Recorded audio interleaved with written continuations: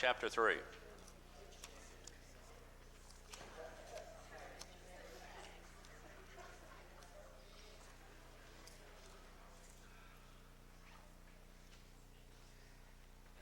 I think probably without doubt, this is probably one of the Bible stories along with Daniel and the lion's den that everyone can repeat. You really don't even have to have your Bible open to talk about this chapter in Daniel. I suppose this chapter, the last chapter with the dream interpretation, this chapter, the fiery furnace, Daniel and the lion's den, handwriting on the wall, all those things are so familiar to us. So as we dive into this today, I want us to think more outside the box on this today. There are a lot of New Testament implications for Christians that come out of this chapter. This is not simply a chapter about what happens to these three men. There's a lot more to this, and I want us to, like I said, think kind of outside the box on this today. So Daniel chapter 3, I suppose if you wanted to rename this chapter would be called The Birth of an Idol, A King's Ego, and What Fuels the Faithful. And really that's the crux of what we want to talk about this morning is your faith.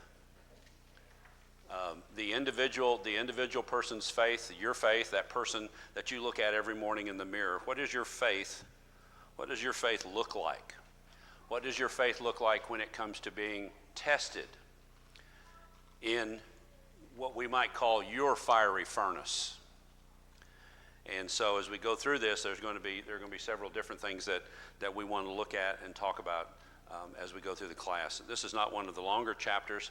Daniel 2 is the longest chapter in the book, and we were able to cover that last week. So let's go ahead and begin with Daniel chapter 3, beginning verse 1. King Nebuchadnezzar made an image of gold whose height was 60 cubits. Its breadth was 6 cubits, and he set it up on the plain of Dura in the province of Babylon. Where did the idea come from? Where did Nebuchadnezzar get the idea for building this statue, this edifice, this idol of gold? Where do you think this might have come from?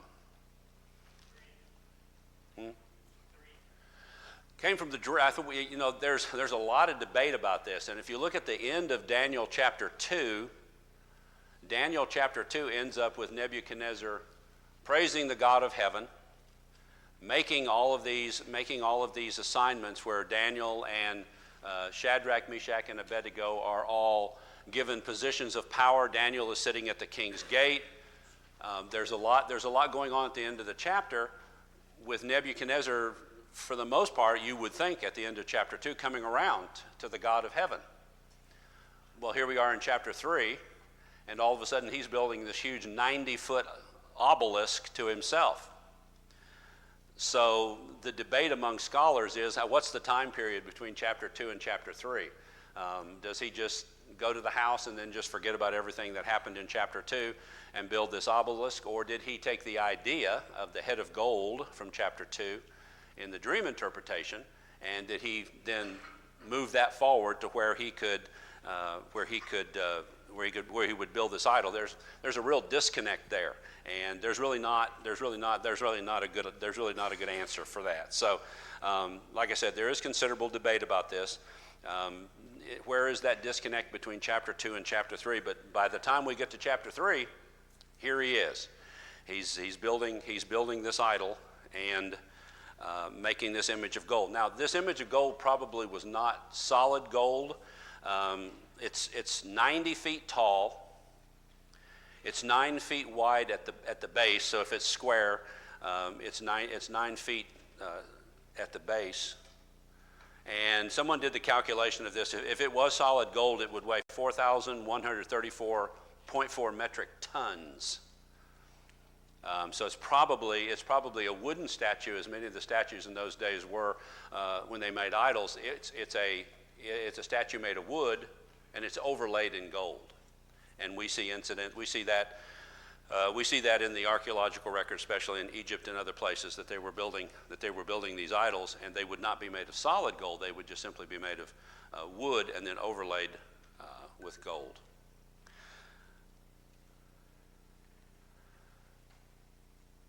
Why do men build idols? What do you think? It's the first question out of the box today. Why do people build idols? Well, let's take that one step further. Let's step back one step.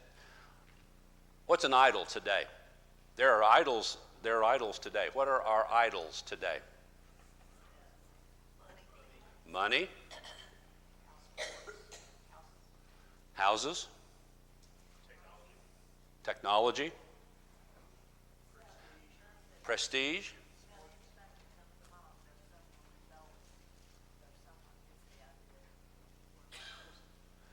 Okay, and I'd take it one step further than that. I'd say anything that distracts us from God. Anything that distracts you to the point where you're going to think about that more than God. First thing that came to my mind was social media. Who are these social influencers? Those are modern day idols. People follow those people. They do what they do. They say what they say. They follow the trends that they say. Why wouldn't they follow God that closely? Why wouldn't they follow God? So, men make idols today. Money is an idol. Your time can be an idol. Anything that distracts you from worshiping God, anything that distracts you from your godly duties, as the Bible puts forth in the New Testament for Christians to do, anything that distracts you from that can be an idol. Anything that takes you away from God. And we've talked about this on occasion. That's all Satan needs. That's all the devil needs, is to distract you away from God, and he's got you. He doesn't care about you. He doesn't love you. He doesn't give a hoot about you. All he wants you to do is not look to God for anything. He wants you to look to this idol that you've got, and he's got you. It's fashionable. It brings glory to the maker. Self-centeredness is an idol. Pride, I would contend, is an idol. So Nebuchadnezzar builds this image of gold. And in verse 2, he sends words to gather all of the people to come and to bow down at this idol that he's built out on the plain of Dura. And by the way, there is archaeological evidence for something on the plain of Dura. There is something that was there. There's an archaeological site, there's an archaeological something out there that has been excavated that they cannot prove is the base of where that idol was, but there's something on the plain of Dura that at one time held an immensely large object at its base. It's very large. So he sends word in verse 2 and verse 3. He sends word to gather all of the satraps, the administrators, the governors, the counselors, the treasurers, the judges, the magistrates, and all the officials of the provinces to come to the dedication of the image which King Nebuchadnezzar had set up. And so the satraps, the administrators, the governors, the counselors, the treasurers, the judges, the magistrates, and all the officials of the provinces gathered together for the dedication of that image that King Nebuchadnezzar had set up. And they stood before the image that Nebuchadnezzar had set up. So let's just look briefly at what all these high-ranking officials are. Now, notice in this Old Testament account from Daniel, they're listed in their order of importance. Okay? They're listed in their order of importance. The satraps are princes. These are the princes. They're usually provincial rulers. So all of the provinces of Babylon would send their princes. And these are the highest of the group. And so it's in decreasing order of importance. Then the governors, who were more or less superintendents, captains, who were the prefects of small cities, the judges, who were the chief astrologers and the chief diviners, the treasurers, obviously those are financial officers, counselors are the lawyers, nothing like having a bunch of lawyers around, sheriffs, who are the judicial lawyers, and all of these names are found in cuneiform text from Babylonian writings. That's how we know who these people are. This is actual translatable from the Bible directly into the cuneiform tablets that the Babylonians had. So you've got quite a list of dignitaries that are here, and like I said, similar lists have been found in archaeological context from the 7th and the 8th century. And so there is this demand that goes out that they are all to gather for this dedication ceremony of this idol that Nebuchadnezzar has built. Then the herald cried aloud. So what's a herald? He's someone who calls the people to worship, calls the people to this dedication.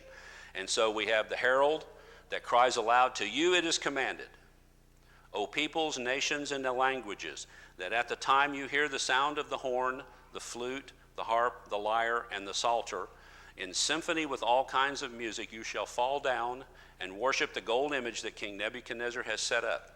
And whoever does not fall down and worship shall be cast immediately into the midst of a burning, fiery furnace. So a lot of these instruments and everything are some of them are Greek in origin, and so not a lot of these are of true Babylonian. We see in other biblical contexts where the horn, the flute, the harp, the lyre, the psalter are all played. So these are instruments that have been borrowed. Some of them are Hebrew in origin, and some of them are Syrian in origin, and some of them are Greek in origin. And I'm not going to spend a whole lot of time on that. That could be a whole class on its own. Remember that from chapter 2, verse 4, until chapter 7, Daniel is writing all of this in Aramaic. Okay? He's writing all of this in Aramaic. He's not writing this in Hebrew. He's writing all of this in Aramaic. Now, what did we talk about last week? What is Aramaic? When you write in Aramaic or you speak in Aramaic, what is that? It was just last Sunday. Huh? It's the diplomatics, the language of diplomacy. It's the diplomatic language. Everybody understood Aramaic.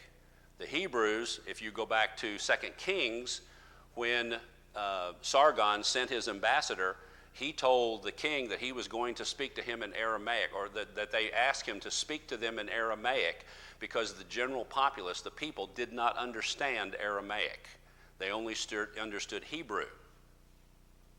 And so when you speak to someone in Aramaic, Hebrew is the language of the Israelite people. Aramaic is the language of diplomacy, and not many people could understand that unless you were a diplomat or someone of high status.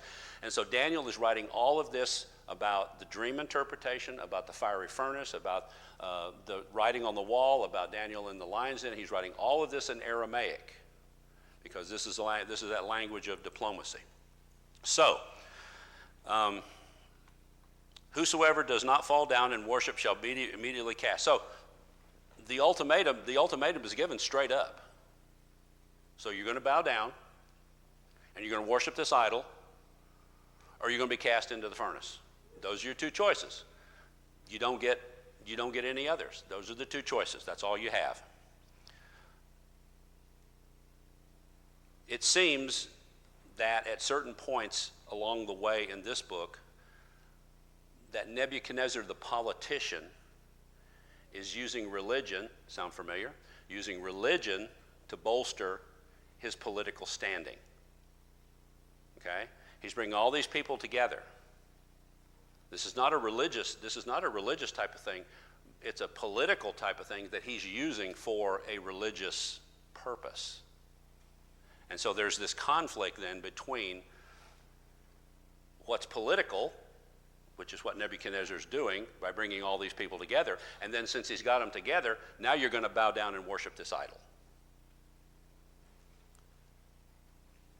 And so, down through history, there's been several examples of this. For instance, in the 1930s, the Nazi Party made this statement: if we act as true Germans, we are acting according to the laws of God. Whosoever serves Adolf Hitler, the Fuhrer, serves Germany, and whoever serves Germany serves God. So you can see that's an instance of where the political is combined with the religious, and that's never a good thing. That's why we have a separation of powers in the Constitution of the United States. There's a separation between church and state. The state religion, there's no state religion, so there's a separation between that. Again, another example, the president of Ghana in 1960 made a life-size image of himself. Sound familiar? Made a life-size image of himself and erected it in the front of the National House of Parliament. An inscription on the side of the statue reads, get this, see if you can think where this comes from. Seek ye first the political kingdom, and all these other things shall be added unto you.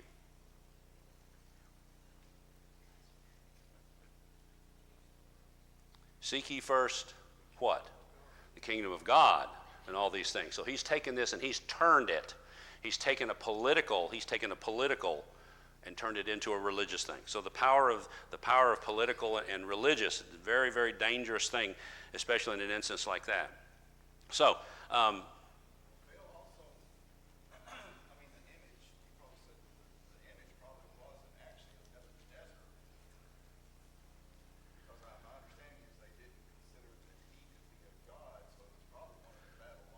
it was probably his Babylonian. Yeah, it was his Babylonian god. Yeah, it could have been Merodach. It could have been any of a wide variety. And there's all kinds of things. It doesn't necessarily have to be an image of himself, but it's an image to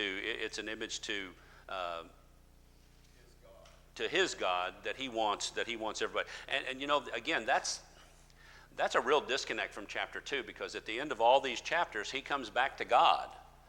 And then in the final analysis, when he finally says, okay, all of this that I built is mine and everything is wonderful, that's when God strikes him with boanthropy.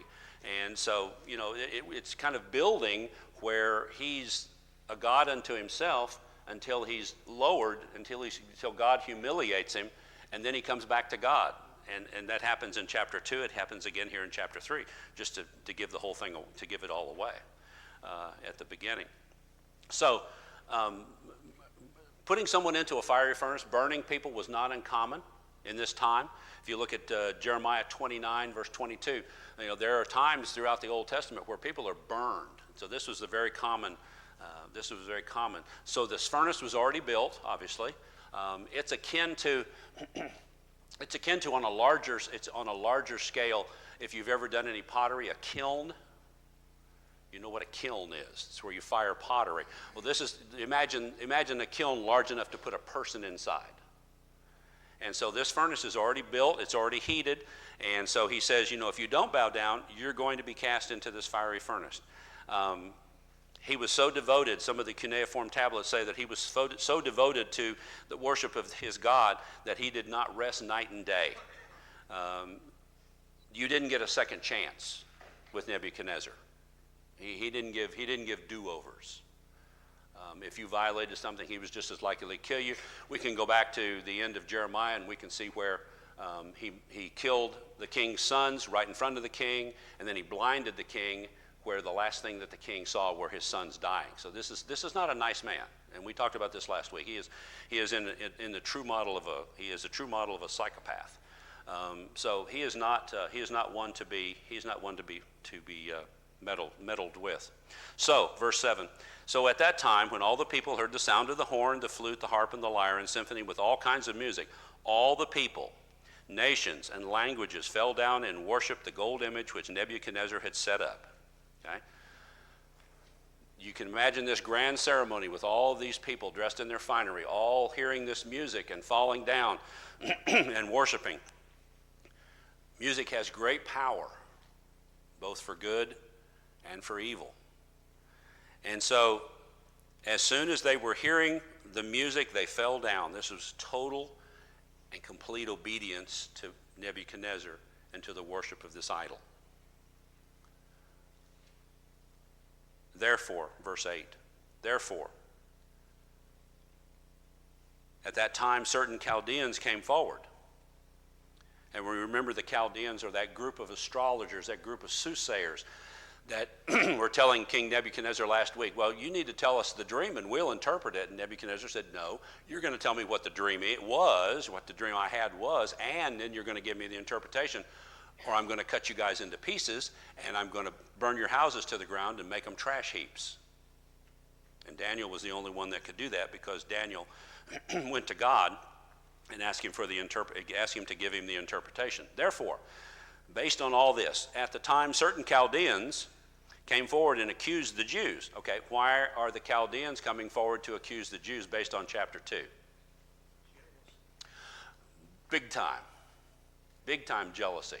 What had the Jews in chapter 2, what had Shadrach, Meshach, and Abednego and Daniel, what had they just been assigned to? They had been assigned co-rulers over the entire kingdom, subject only to Nebuchadnezzar. And so here are these guys, and all the Chaldeans now, because of their jealousy and because, well, these guys now, these Jews are ruling over us. They come to the king, and they spoke to Nebuchadnezzar, "O king, live forever. You, O king, have made a decree that everyone who hears the sound of the horn, the flute, the harp, the lyre, and the psalter, and symphony with all kinds of music shall fall down and worship the gold image. And whosoever does not fall down and worship shall be cast into the midst of a burning fiery furnace. There are certain Jews whom you have set over the affairs of the province of Babylon, Shadrach, Meshach, and Abednego. These men, O king, have not paid due regard to you. They do not serve your gods or worship the gold image which you have set up." Who's missing in this conversation? Who's not here? Daniel's not here. That's odd. Where is Daniel? He's co-regent. He sits at the king's gate. He takes care of affairs for Nebuchadnezzar based on chapter 2. He's not here.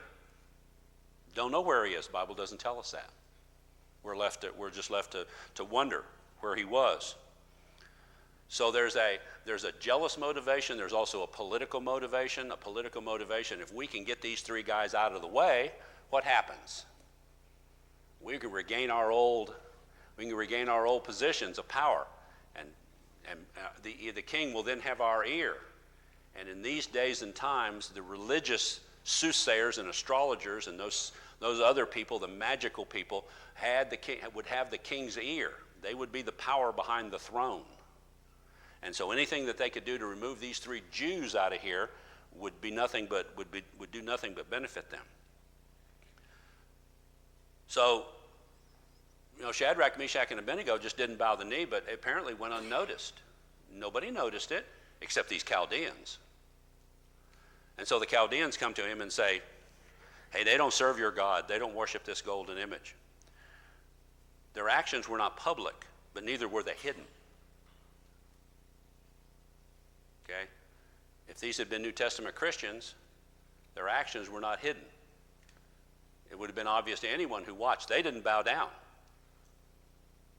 And so we look at that from the standpoint of being, a Christian. When these people saw the God, they paid homage to the God. But these three guys who are supposedly in chapter 2 set over the affairs of Babylon elicited nothing but jealousy from these guys and trying to political maneuvering to get themselves back. So what do? They appeal to Nebuchadnezzar's pride. And here again, there's the pride part of it, the evil part of it.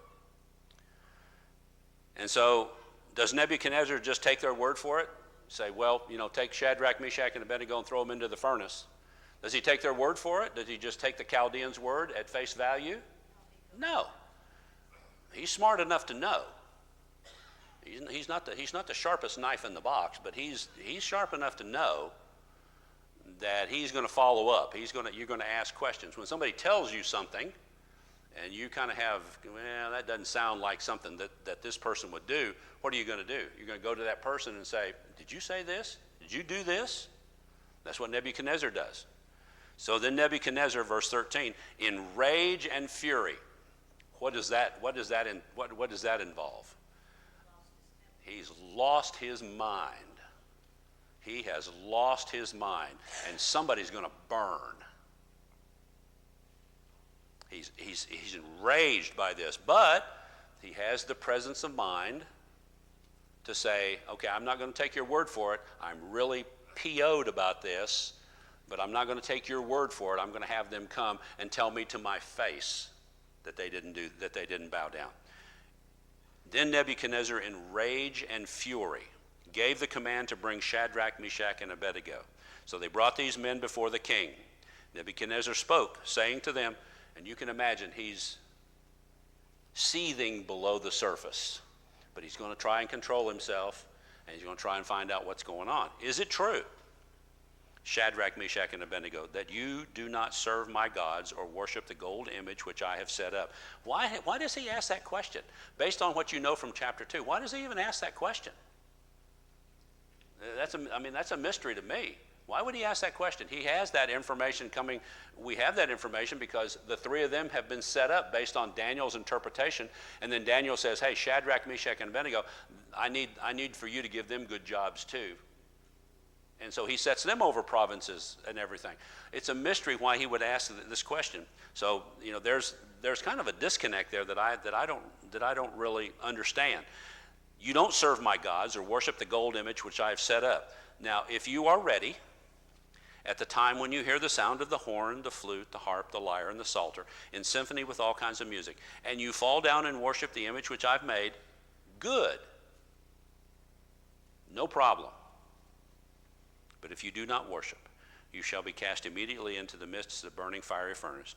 And who is the God, little g, notice, who is the God, in his sense, who will deliver you from my hands? See, he just got it 180 out. It's not going to be him. It's not going to be his. Who can deliver your God from my hands? Who will deliver you from my hands? It's not exactly this. All of this taking place is kind of reminiscent of Haman and Mordecai and Esther. Yeah, there are a lot of parallels. Yeah. He was plotting and planning to. Yeah. He hated Mordecai, so they were going to set him up. Yeah. Yeah, there are a lot of parallels. You also see the arrogance too in Kings with Esther. He wanted to bring out the queen and have her dance before, and then how dare you not do what I tell you. Mm-hmm. You also see the power and authority that leads into this arrogance and pride that Nebuchadnezzar has here too as well. How dare you go against what I have? Even though he set him up above his provinces, a lot of times when you have that from power and authority, you shoot from the hip, and therefore you cut your own throat. Mm-hmm. That's exactly correct. So he's not going to lose face. Remember, he's brought these three men before him. There's all these people, and they're looking to see what Nebuchadnezzar's going to do. He didn't take them off into a room to the side. It says he brought them before him, which means everybody is still there. And Nebuchadnezzar's not going to lose face. That's one thing he does not do. He does not lose face as king.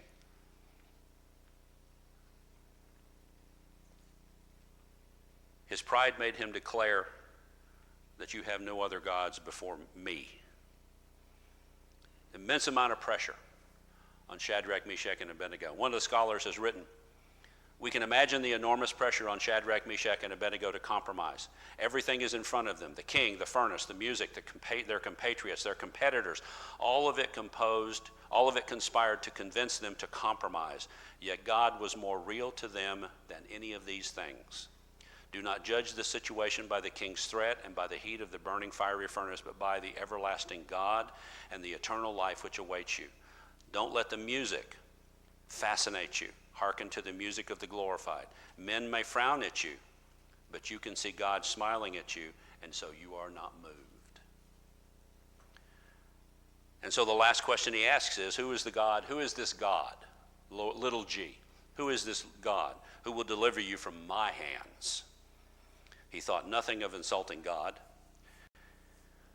He was more of a secularist or a humanist than a theist. The God he really believes in was who? Himself.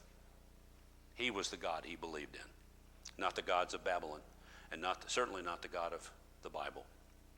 So, verse 16, Shadrach, Meshach, and Abednego answered and said to the king, O Nebuchadnezzar, we have no need to answer you in this matter. If that is the case, based on what he told them, either you're going to fall down and worship or I'm going to cast you into the furnace. Based on that, if that is the case, our God, whom we serve, is able to deliver us from the burning fiery furnace, and he will deliver us from your hand, O king. But if not, let it be known to you, O king, that we do not serve your gods, nor will we worship the God or worship the gold image which you have set up. What do you suspect, even knowing the story, what do you suspect that's going to do to Nebuchadnezzar? He's already full of fury and rage. Push him right over the edge. Going to push him right over the edge. They had no need to defend themselves. They would not bow down. Their guilt in the matter was clear. They would not bow down to the image. Here they show a great appreciation for their God and his power. Through ignorance and arrogance, Nebuchadnezzar makes some bad decisions. If God chooses, basically what the three men are saying is, if God chooses, he's able to deliver us. They believe that. And so the first question that comes to mind, or the first statement that comes to mind to me is, and there are three of these as we go through this chapter, the God of your faith must exceed the size of the furnace. The God of your faith must exceed the size of the furnace.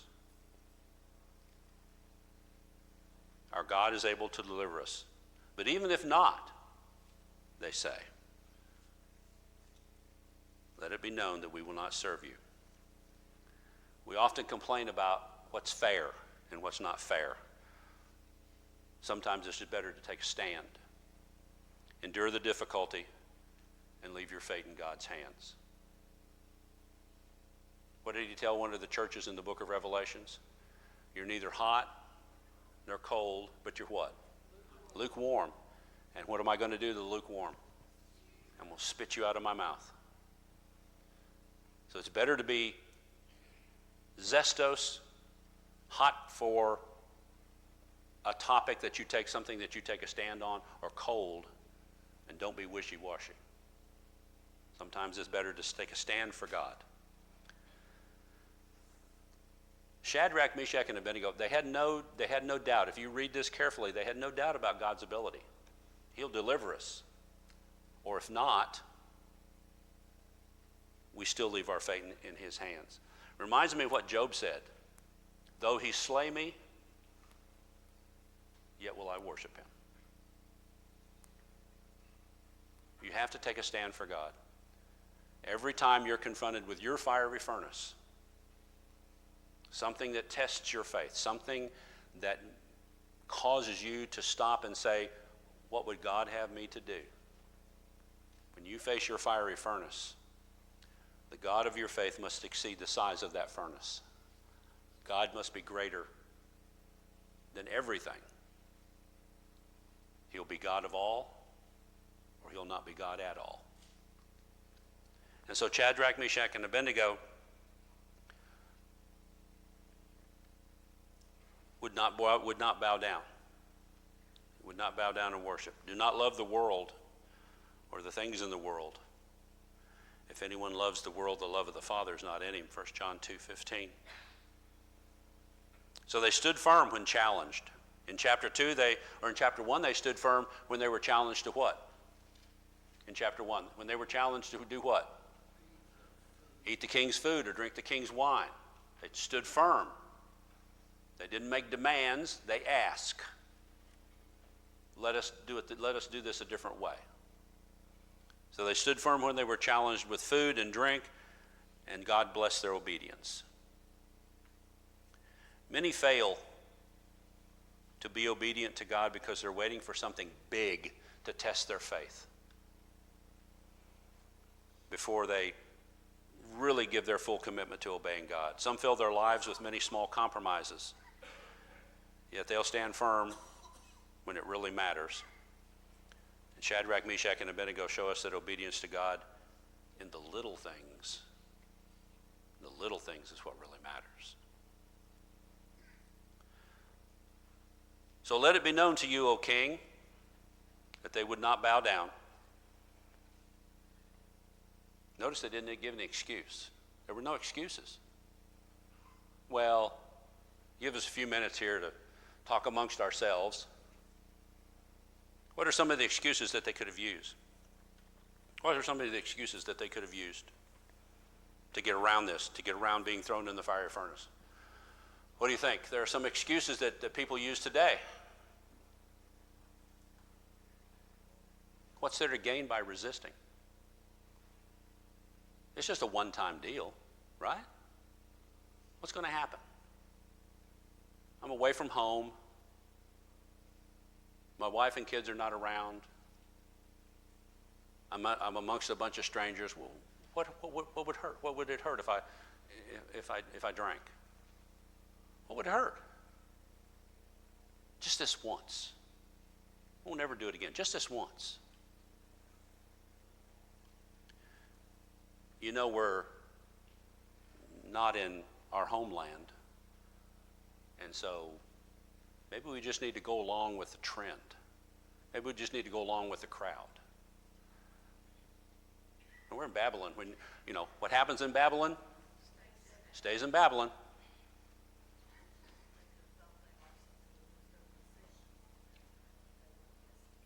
Okay. Not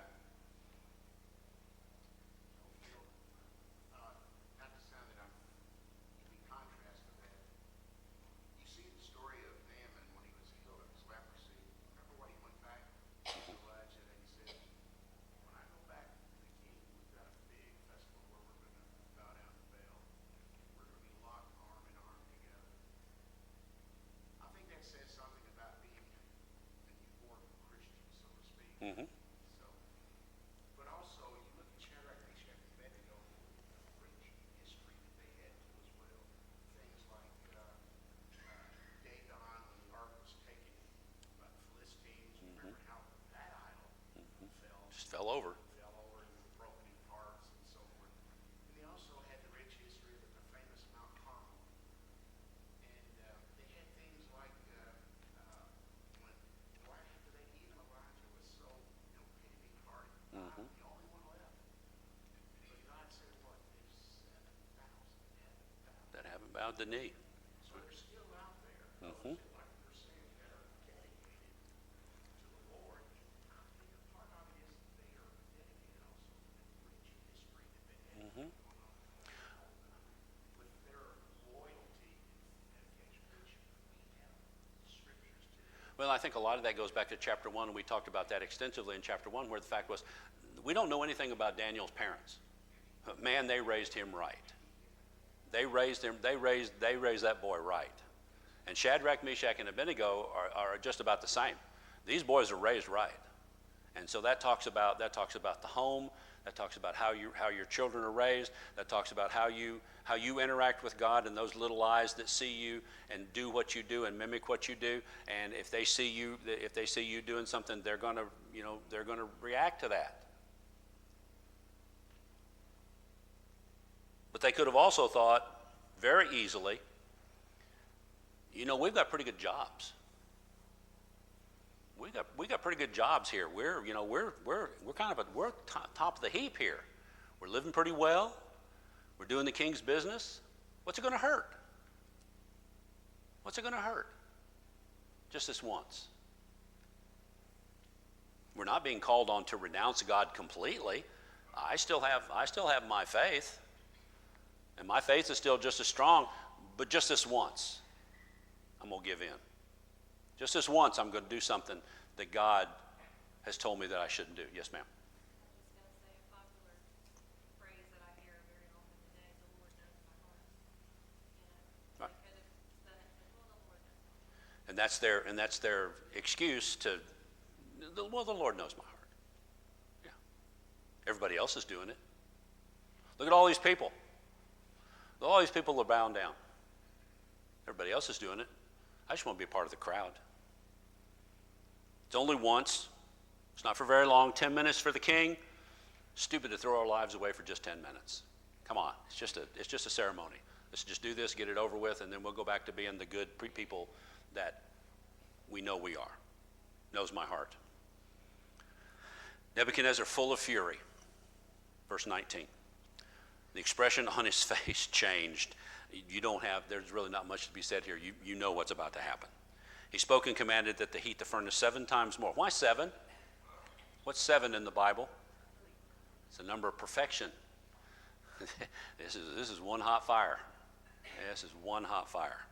He spoke and commanded that they heat the furnace 7 times more than usually heated. He commanded certain mighty men of valor who were in his army, notice he goes to them, to bind Shadrach, Meshach, and Abednego and cast them into the burning fiery furnace. They were bound in their coats, their trousers, their turbans, and their other garments, and they were cast into the midst of the burning fiery furnace.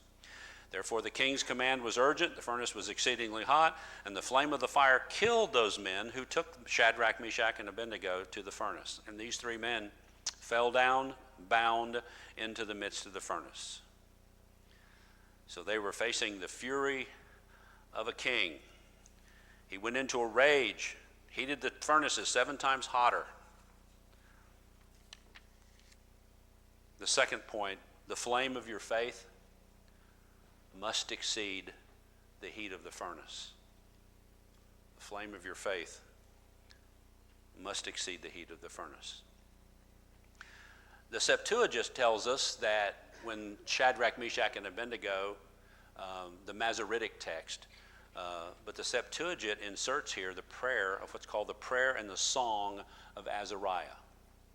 So it's not in the Bible. It's a secondary text. But they sing a song while they're in the furnace, according to the Masoretic text. Jerome said in his writings that he was not able to find that when he translated it, and that's why it didn't get into the text of the Bible that he was translating. But there are supposedly in the Greek Old Testament and some of the texts, prayer of Azariah and the song of the 3 youths. So finally, the hope of your faith must defeat the fate of the furnace. They were bound and they were thrown in. But he sees not 3, but he sees 4. I see 4 men. Nebuchadnezzar was astonished and rose in haste and spoke to his counselors. Did we not cast 3 men bound into the midst of the fire? They answered and said to the king, True, O king. Look, he answered, I see 4 men loose, walking in the midst of the fire, and they are not hurt. And the form of the 4th is like unto the Son of God. There is a furnace that prepares man. There is a furnace that Satan prepares. And there is a furnace that God prepares. God can deliver you from any trial. He delivers these 3 men. He can sustain us and strengthen us when the heat of the furnace becomes great. Don't look to miracles, for now you may see a miracle, for in this fire I feel no more pain. This was from a martyr being burned at the stake. He said, Behold, you look for miracles. Here now you see a miracle, for in this fire I feel no more pain than if I were on a bed of down, but it is to me as a bed of roses. Nebuchadnezzar observes these 4 men walking, one as like unto the Son of God. Who is that? Who is in there with him? The pre-incarnate Christ. Now, there are some scholars that say this is not grammatically definable, but it's a son of deity. He's a divine one. He is the B'nai Elohim, to translate from the Hebrew. He is the attendant. He is the attendant to deity. He is the pre-incarnate Christ. And so Nebuchadnezzar speaks, and he says, he draws near to the mouth of the furnace and says, Come out and come here. And the 3 men came out. The fire had no power over them. The hair of their head was not singed, nor their garments affected, and the smell of fire was not on them. Blessed be the God of Shadrach, Meshach, and Abednego, who sent his angel and delivered his servants who trusted in him. And they have frustrated the king's word and yielded their bodies, that they should not serve nor worship any god except their own God. He is the God who sent a Savior. He is the God of great power. He is the God worthy of your trust. He is the God worthy of full surrender. And he is the God who demands exclusive allegiance. He knew a lot. Nebuchadnezzar apparently knew a lot about God, but he didn't know him personally. He didn't know him as God. So he makes a decree that any people, nation, or language who speaks anything amiss against the God of Shadrach, Meshach, and Abednego shall be cut in pieces in their houses. The same thing that he said to the sorcerers in chapter 2. Their houses shall be made ash heap. There is no other God who can deliver like this. And so the king promoted him, province of Babylon. Paul expressed the same idea about no one but God delivering us in 2 Corinthians 3, verses 2 and 3, when he said, "You are our epistle written in our hearts, known and ready by all men. Clearly you are an epistle of Christ, ministered by us, written not by ink, but by the Spirit of the living God, not on tablets of stone, but on tablets of flesh," that is, our hearts. And so, in the end, he comes back around again. Chapter 3 ends with him worshiping the Most High God. When we trust in God, the eternal outcome will always be right. So we should not bow, we should not bend, and we will not burn. God uses the furnace of his idolatry, or God uses the furnace to burn the idolatry out of his people. And so chapter 3 ends as chapter 2 did, with Nebuchadnezzar praising God. Chapter 4, it happens all over again, when Nebuchadnezzar says, "Look at what I've done. Me, me, me." And so next week, Lord willing, we'll talk about chapter 4 and Nebuchadnezzar and his fall and the rise of a new king. Thank you.